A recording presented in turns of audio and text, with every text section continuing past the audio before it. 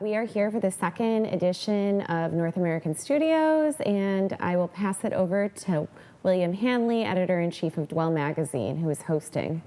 Thanks so much. Welcome to the second session of North American Studios, where we'll be visiting design studios all over the continent. For the second half, we have Jennifer June from Loose Parts in Los Angeles. Hi. How's it going? We have Salim Khattak from Archiloom in Vancouver, making his second appearance at CLOSEUP.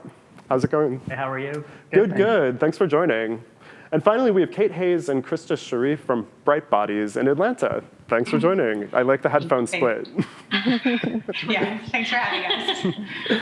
So the format for these sessions, we'll watch a series of studio visit videos with each of the designers. We can get to know them and their work and how their company, their practice has evolved. And then we'll do a really informal Q&A where we can go a little deeper on some of the new work that they've introduced and kind of how they got going in their design careers. So up first, I think, Jennifer, you're our first video.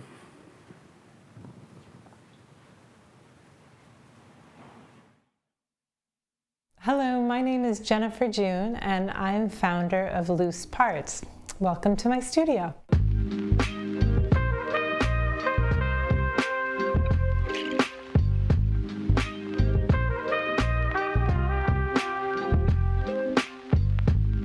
Loose Parts is a furniture system made up of hardwood rails, aluminum panels, and steel fasteners designed to be assembled, disassembled, and reassembled into multiple configurations. I launched Loose Parts in November of 2019 in Brooklyn, New York, with a collection of tables, chairs, and shelving. This past year, I decided to leave New York and move to Los Angeles, California.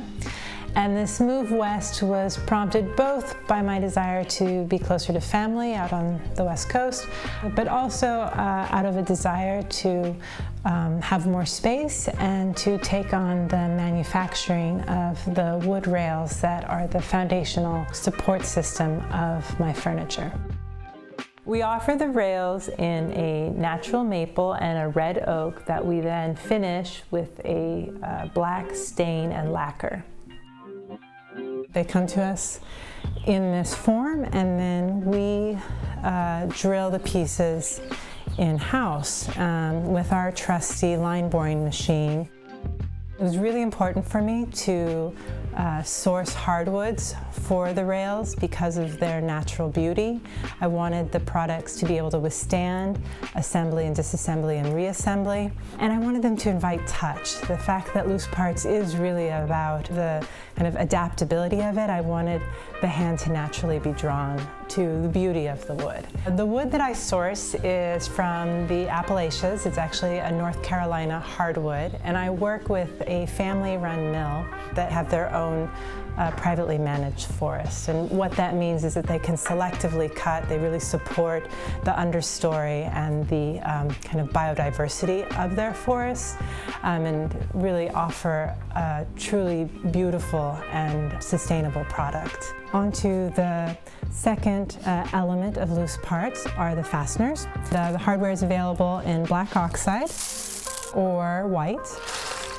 And the choice for using fasteners was that I didn't want Loose Parts to have any adhesives in it, to be able to support this reuse, reinvention, refashioning. And so all of the connections are made through hard connections or fasteners, something that you can unscrew and screw back together. By doing that, it encourages the lifespan of the furniture.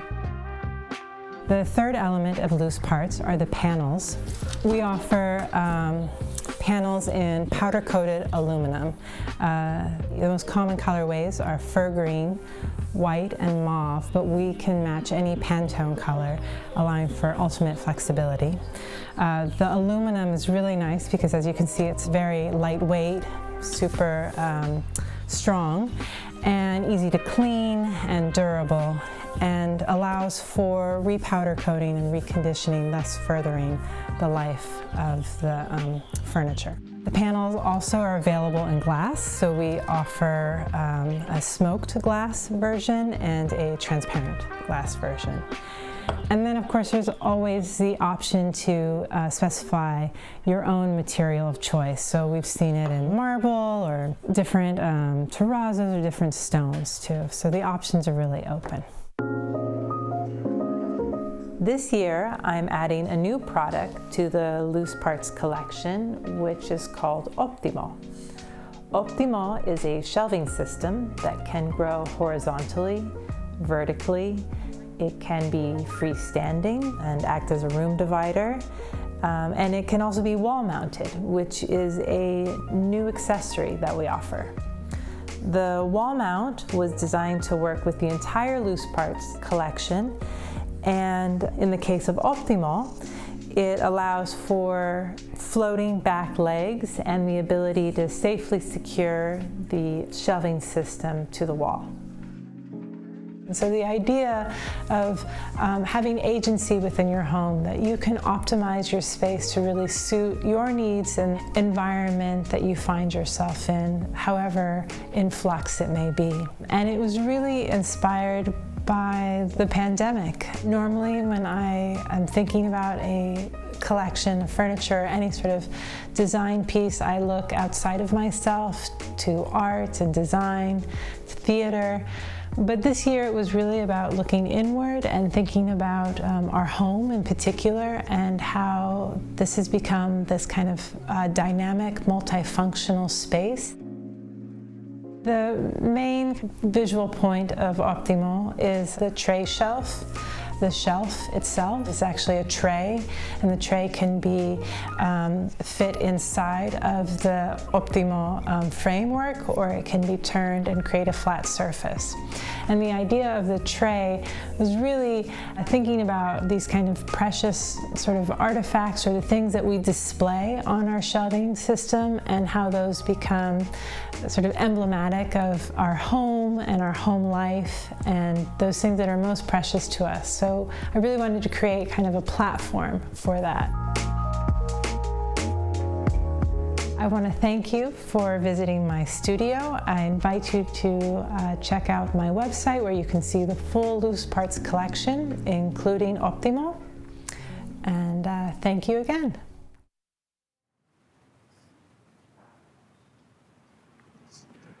Thanks, Jennifer. I'm excited to hear more about the new systems.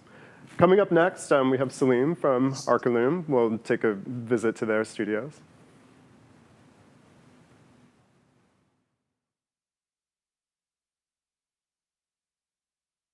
We're a lighting design studio that's centered around decorative lighting. We like to use clean, simple shapes to create statement-making luminaires based around shapes that are classic with staying power. The inspirational question that we were using as our departure point is, what if a standard product could look different every time you use it? Our products are generally smaller in scale that work well as singular elements and then are grouped together to create more impactful installations in large areas. The Configurate system is a modular ceiling tile canopy that allows our pendants to be hung from it in whatever customizable pattern that someone chooses, in however many units they would like to use them. It uses the ceiling plane as a decorative element to create a completely unique lighting installation for each individual space. The idea was inspired by the plaster rosettes that were available in Victorian times. You would have the ceiling element introduce a light fixture or a chandelier hanging from the center point of a pattern that was done in a radial formation that has over time evolved to just being a plain ceiling. We thought, why not have the element of function, which is a surface-mounted canopy, blended with creating a pattern to harken back to that kind of idea. We have a micro canopy that consists of a 1.5-inch diameter node that attaches to the ceiling for a more discrete ceiling mount application. We have married that element with another luminaire to create a configuration called trapeze. It has very strong dynamic diagonal lines that, when installed in an array of luminaires, either in linear, random, or radial configurations, creates a very statement-making luminaire installation. The metaphor behind trapeze is a trapeze act in a circus, where you've got these dynamic athletes and these strong diagonal lines stopped in still motion. This year we are introducing the Ovolo. It is a light fixture based around organic LED, which produces a soft, elegant, diffuse light, very natural and in keeping with circadian rhythms and the idea of well-being.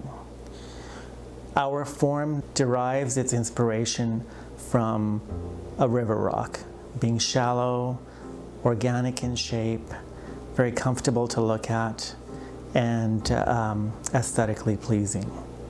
It looks great as a singular element, or again, when grouped in multiples, creates a statement-making installation. Our luminaires are available in a variety of anodized finishes to a variety of mounting options. We have 3 configurate shapes. Further to that, we also have chandelier canopies available where we have a set of standards where multiples can hang from an integrated canopy.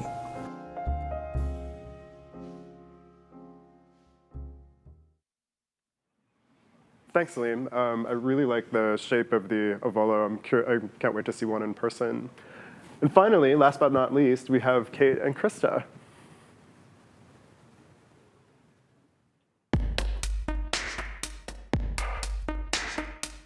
Hi, and welcome to our studio. I'm Kate Hayes, and this is Krista Sharif, and we are the founders of Brite Bodies, our plaster-based furniture and accessories line based here in Atlanta, Georgia. To give you guys a little background, we are both interior designers. We've been working together a little over 3.5 years. We were actually introduced by a mutual friend, and fairly early on we realized that we have very similar design aesthetic and style of working.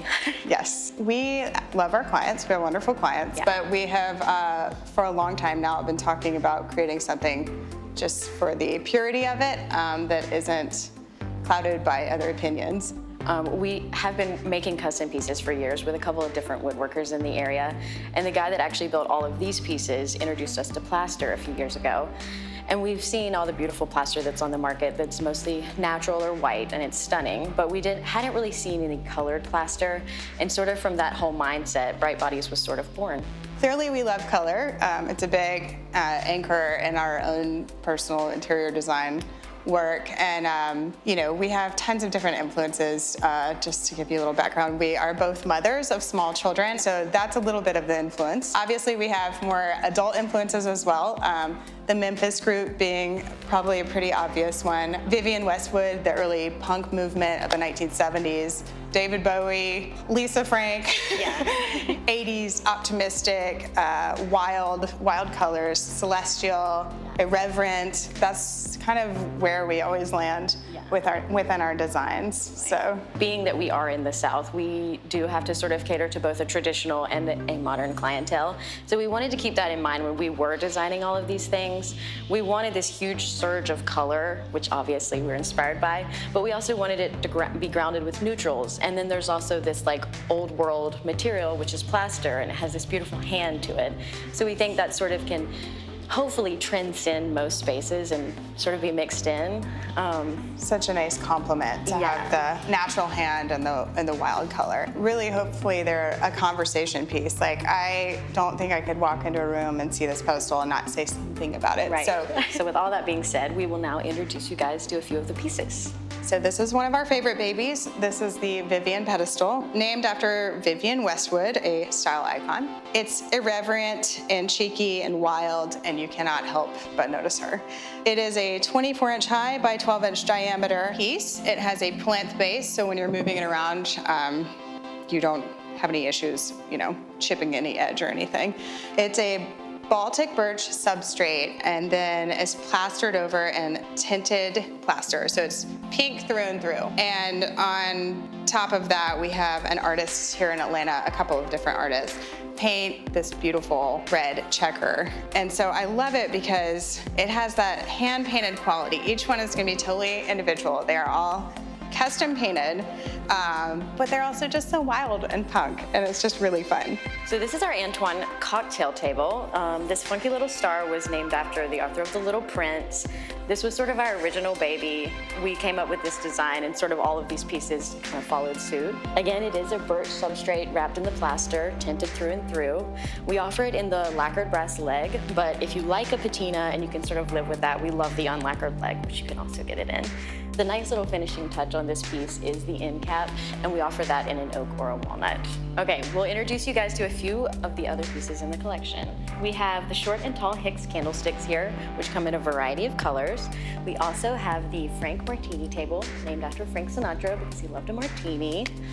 This is the Abbott coffee table, which comes in a 48-inch diameter and a 36-inch diameter, named after Eleanor Abbott, who was the inventor of Candyland, because it looks like a giant piece of candy. And it's very cool because you can position it all different ways depending on your room. We also have the Prism pedestal, which is a 34-inch high, 12-inch triangle. The Ettore pedestal, the pillar pedestals, and last but not least, the Natalie obelisk, which also comes in a variety of colors. Most importantly, we just want to say we hope this collection brings as much hope and joy as it has brought to us over the last several years, but especially this year. Yeah, totally. And we also hope you'll check us out on Instagram at Brite Bodies, check out our website, britebodies.com, and also check out Draw Change, which a portion of our proceeds will go to, and it supports children and the arts. Thank you so much for coming to our studio. Thank you.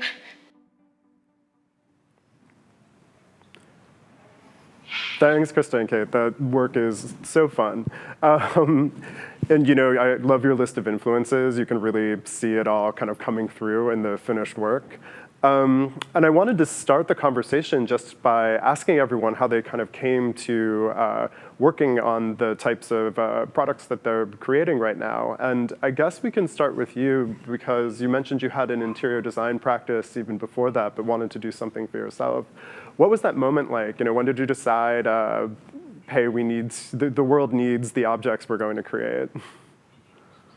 Well, we've been, creating pieces for years for clients, so we were very familiar with sort of developing unique pieces like this. But I think we've been talking about it for a while, but then when the pandemic hit, I think that's when the liberty of color and the sort of craziness and just really going for it came into being. What did you say? Yeah, definitely. Just having that freedom to do kind of whatever we wanted finally.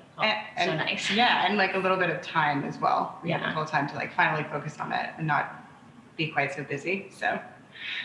Did you start putting together a whole collection at once, or were there a couple of generative pieces? Like, what were kind of the key things that you built around? I think we sort of came up with like a theme, and the plaster sort of started it all. And then from there, we came up with the Antoine, and he sort of like spiraled the whole collection. And it took months to come up with everything and sort of, The celestial idea started with him, but then we had an artist develop all these little maquettes for us so we could see, if something was going to look terrible in a certain shape. That way we weren't investing in pieces that were not going to be ideally in product. So that's sort of how it went for us. Yeah. And how did you come to work with plaster?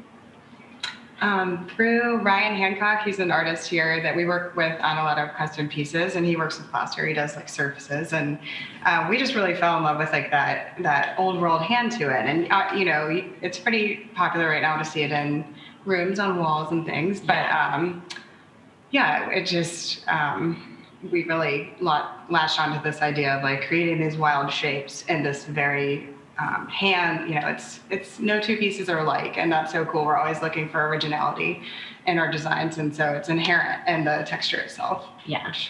And I think like she's more natural and I'm more wild, and it's like the perfect marriage of a material.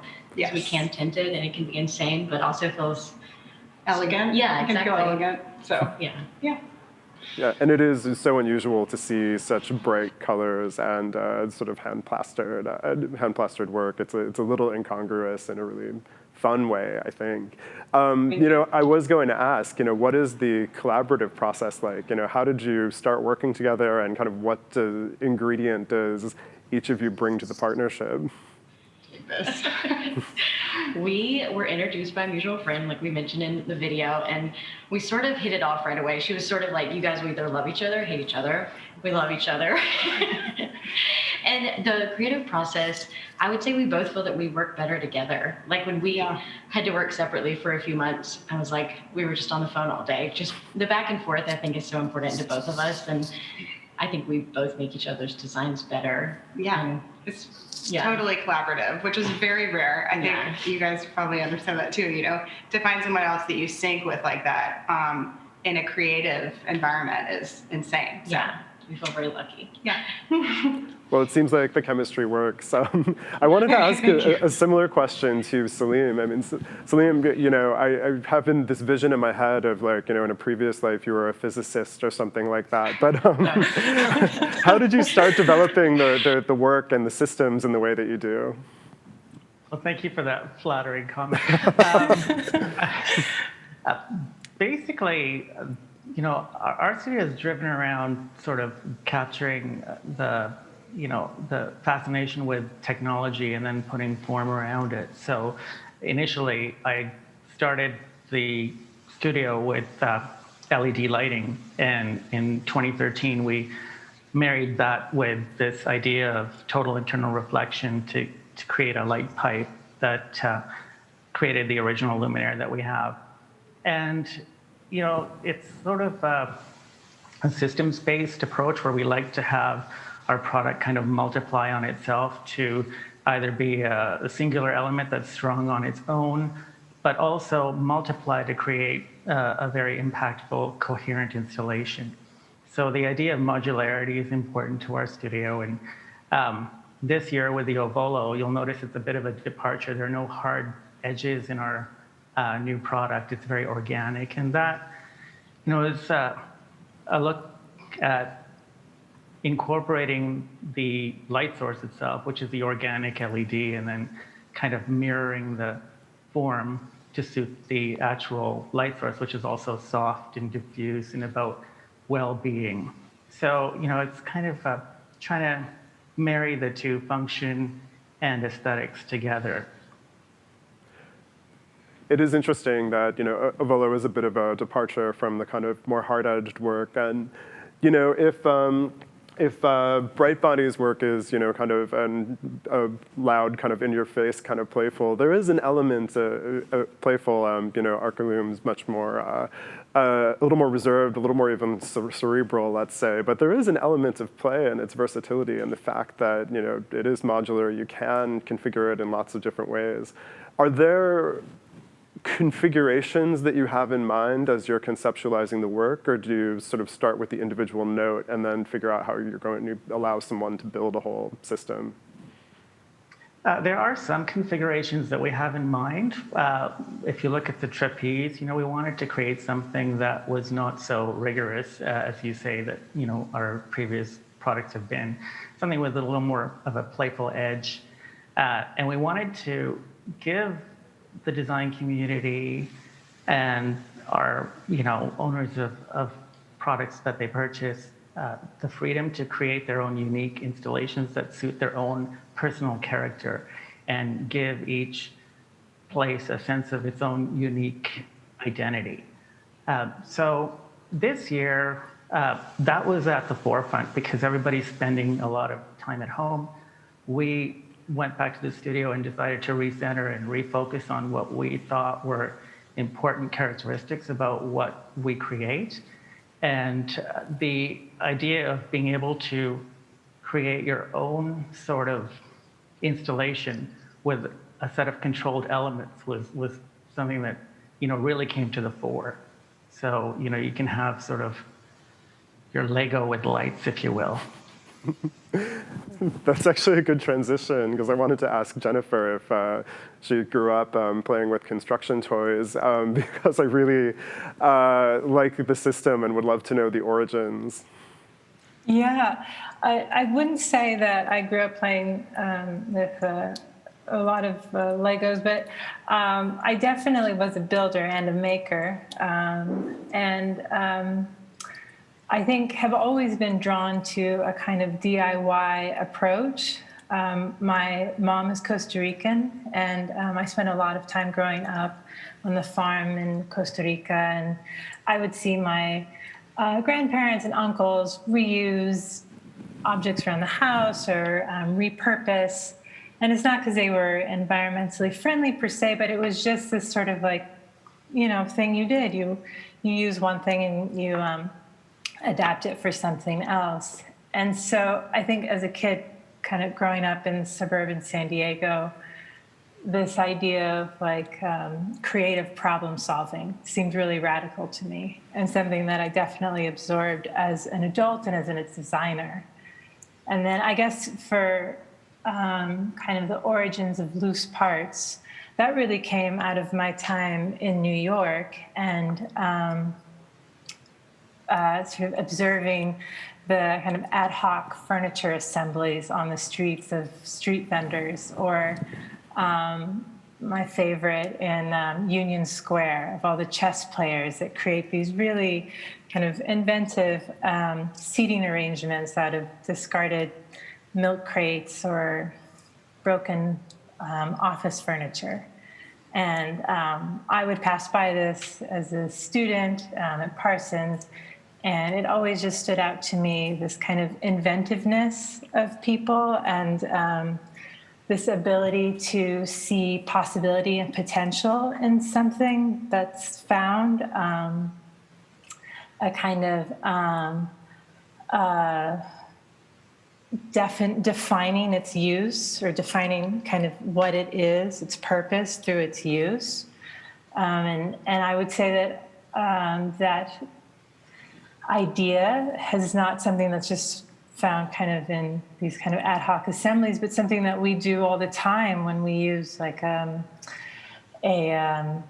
side chair as a bedside table. Or I think during the pandemic specifically, like the dining room table transforming or oscillating between a classroom and an office and a gathering place. And so this idea that furniture, it doesn't really live in this kind of singular space, but it's actually this kind of relational thing of how people use it and interact with it, and how it kind of enters the orbit of the user's world and life. And so as a designer, to think about designing furniture that kind of had that opportunity for transformation and flexibility and play was really exciting, and what drove and still drives Loose Parts. How did you arrive at the components and materials? The look of the different pieces. It does kind of reckon to like childhood construction toys, maybe or maybe not. I don't know, but whatever the impetus was, there's something fun about it. How did you select materials, and how did it kind of develop the identity that it has? Oh, that's interesting. I mean, the identity is so kind of born out of the openness of its use. So the regularly spaced holes, on one hand, create kind of a dynamic and kind of visual kind of focal point, but they're also sort of a practical reason for being able to move the parts around and be able to assemble them in different ways. I mean, the system itself, I'd say, is kind of it's a universal and sort of open source system. I mean, I think of like Enzo Mari sort of looking at readily available building materials, and Loose Parts is sort of in that kind of vein, like looking at like what's readily available, what are sort of manufacturing standards, and then how to build a furniture collection around that. And so for the wood rails, that's really sort of driven by like the production process and the assembly and use process. And then the panels, and like with Optimo in introducing the tray shelf, it's, I mean, with every kind of accessory or thing I design, I really think about, okay, this can be one thing, but what else, how open-ended is it? Like, can this shelf be turned inside out? Can the panel be affixed vertically versus horizontally? So again, it's sort of, there's the visual and the kind of aesthetic part of Loose Parts, but it really is driven by the open-endedness of its final or its use. That's it's interesting because it seems so versatile, or it seems you're not terribly prescriptive about how this will ultimately be configured, even if you do have individual pieces in the collection. Yeah. Yeah, I know, and that's kind of like my friend was saying, it's sort of a blessing and a curse of Loose Parts, in that it is, and as a designer, I think it's sort of, it's a conundrum, because people are looking for a certain object, but within that object, I think there's also hopefully the DNA for a future object. So when someone moves,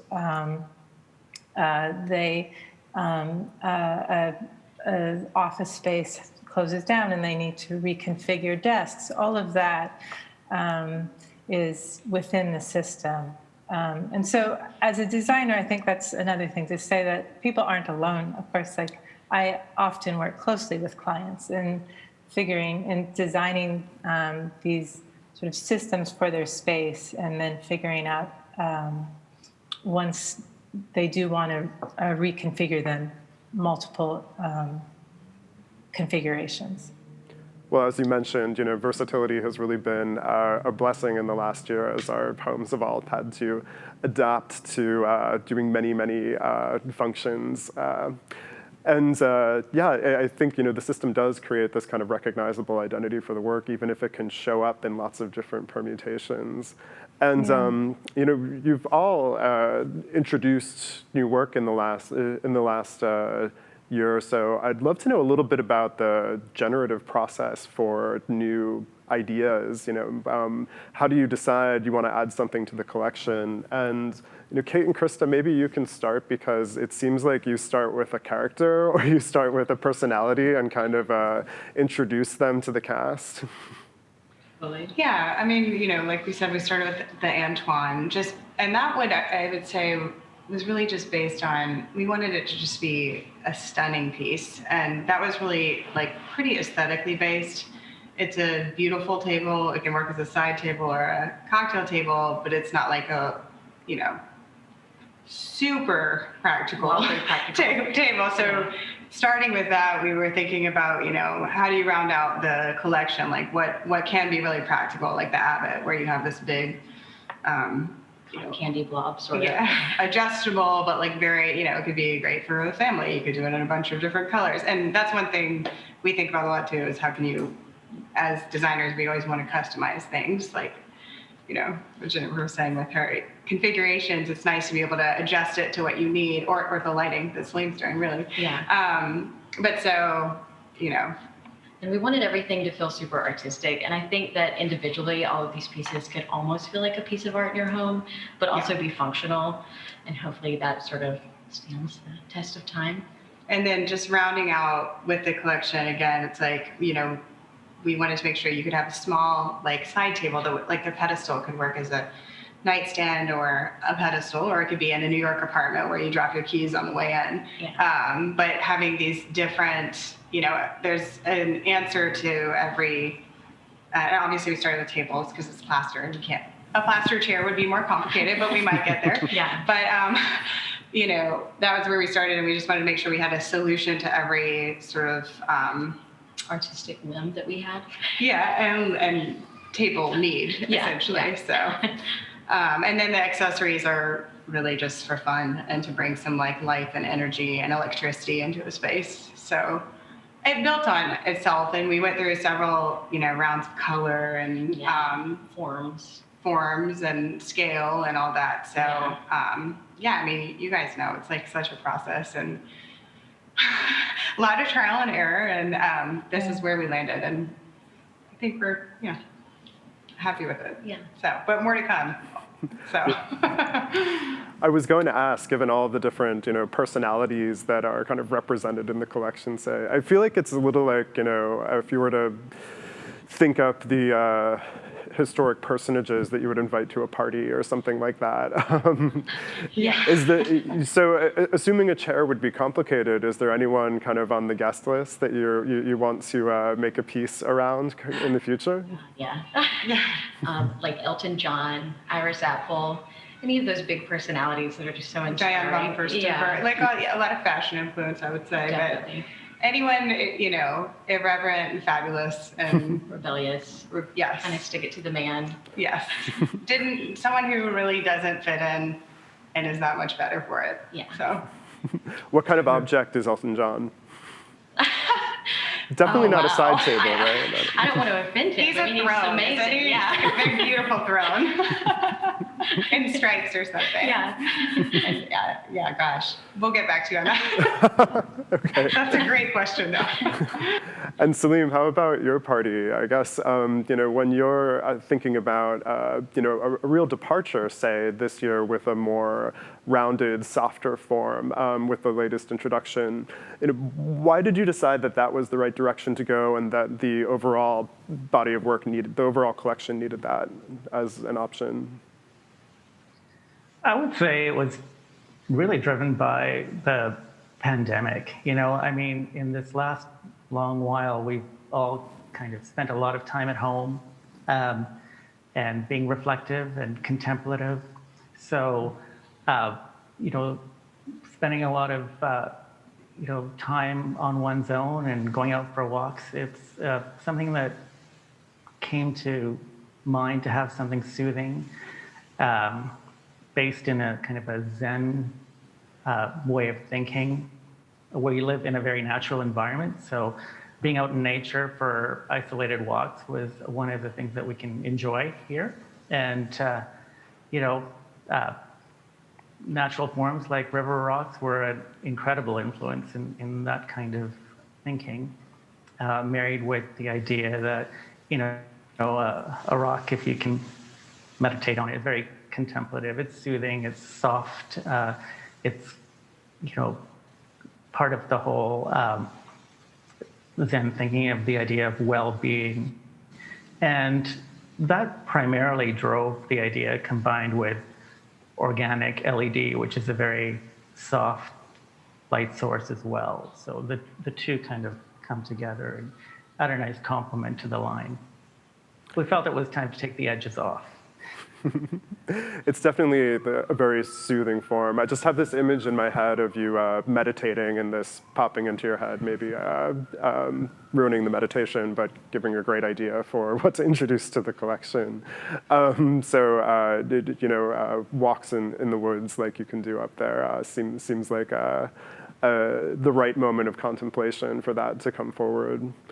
And Jennifer, is there something that you'd like to introduce or that you've been playing with, or even a way of using the existing systems that you hope somebody hacks one into or that you want to facilitate?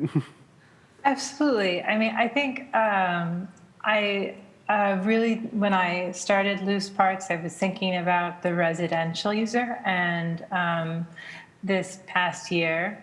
And sort of what kind of inspired Optimal was to think more about the commercial or retail environment.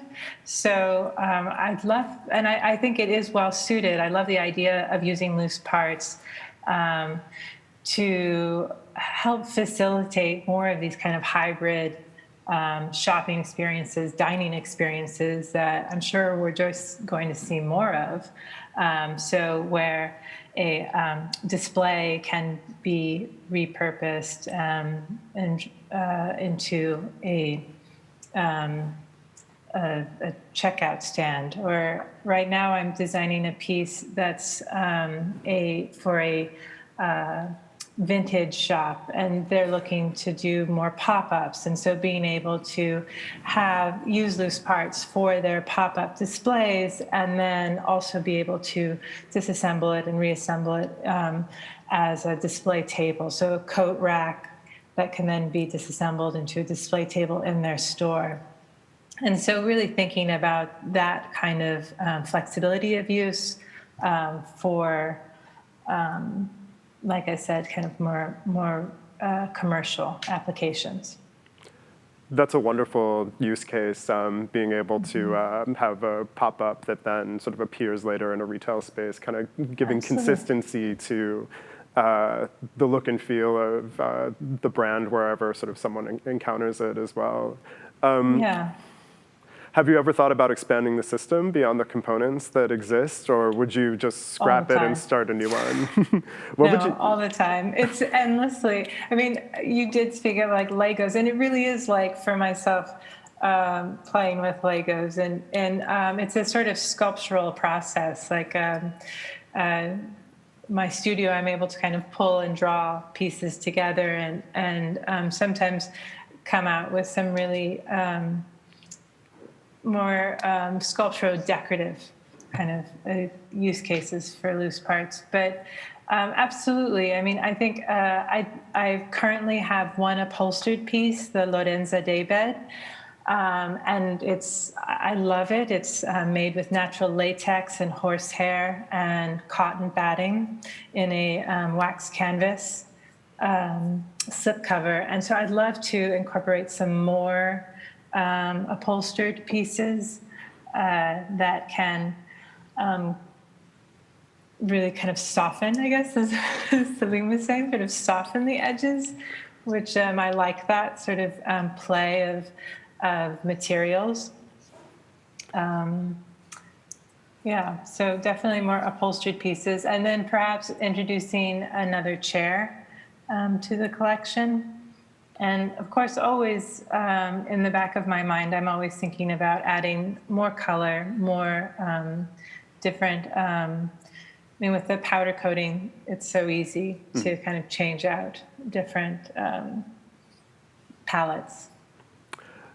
Yeah, again, coming back to that theme of sort of versatility, and also, I think we're all kind of taking the edges off at this point, but it does feel like a very optimistic moment with these introductions and things opening up a little bit. So we're running out of time, but I wanted to thank everyone for joining for the second session. I wanted to thank Jennifer, Kate, Krista, Salim. Thanks so much for joining in the conversation. It was super fun. And we'll be back with the third installment of the North American Studio sessions tomorrow afternoon. So thanks, everybody. Thank you. Thank you for having us. Yes, thank you so much. Thank you.